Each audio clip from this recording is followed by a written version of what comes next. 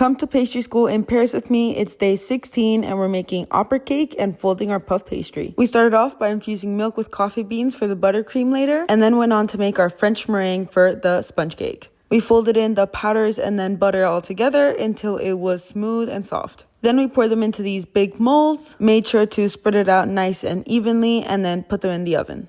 Now for the buttercream, we're going to use that coffee-infused milk to make some creme anglaise and pour that directly into an Italian meringue. Once that's mixed, we add in some cold butter. Cold is best to give the batter a good structure, but if it's taking too long to mix in, you can always use a blowtorch to warm up the sides and melt it a tiny bit. Once it's well mixed and super thick, it's ready. But we put that aside for a second to then put our puff pastry through the sheeter again and give it another fold. Chef said mine was perfect and I got really excited about that. From there, we went back to the opera and soaked all of the sponge cake with coffee. Put them in the fridge for a second to harden, and then we got started with all of the layers. First layer is buttercream, and then we did a sponge cake, and then we poured in some dark chocolate ganache, another sponge cake on top of that, some more buttercream, another layer of dark chocolate ganache, and finally the last layer of sponge cake. We put that in the fridge to cool overnight and then gave our puff pastry its final fold of the day. And that's it. Come back tomorrow to finish the opera. Bye.